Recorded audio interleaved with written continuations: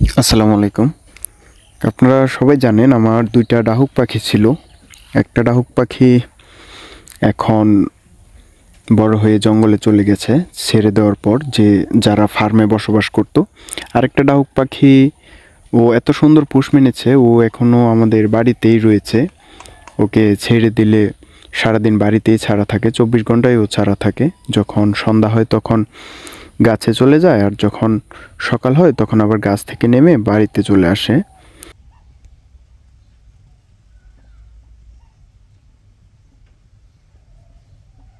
তো সে এভাবেই বাড়িতে ঘোরাঘুরি করে, এই রুম থেকে ওই রুমে যায়, ওই রুম থেকে এই রুমে যায়, মানুষের সাথে দৌড়াদৌড়ি করে, ঘোরাঘুরি করে।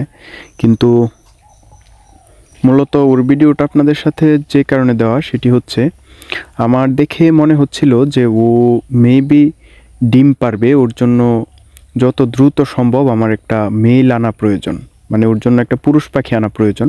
ও হচ্ছে মেয়ে পাখি আর কি।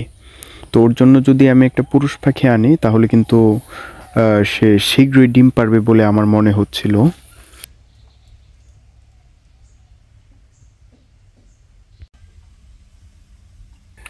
চলাচলে বোঝা যাচ্ছে যে তার ডিম পাড়ার সময় হয়েছে, তার জন্য যত দ্রুত সম্ভব একটা পুরুষ পাখি আনতে হবে।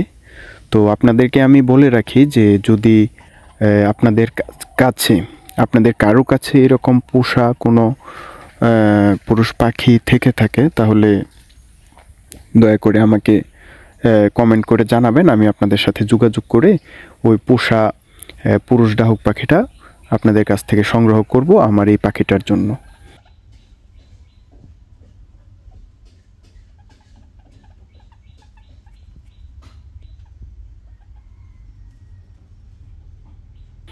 ও একটা পুরুষ পাখি সংগ্রহ করে ওর সাথে জোড়া দিলে আমার কাছে মনে হয় যে সে আমাদের বাড়িতেই ডিম পারবে, কারণ সে বাড়ি থেকে কোথাও যায় না।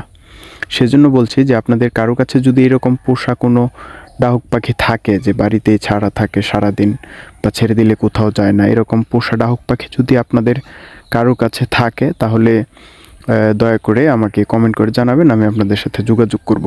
কিন্তু ডাহুক পাখিটা অবশ্যই পুরুষ হতে হবে।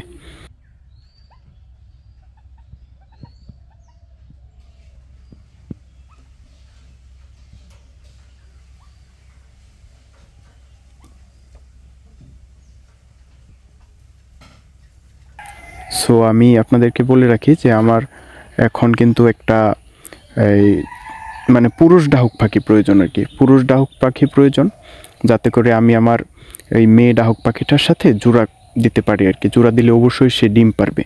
ওর অবস্থা দেখে বুঝতেছেন যে ওর ডিম পাড়ার সময় হয়েছে।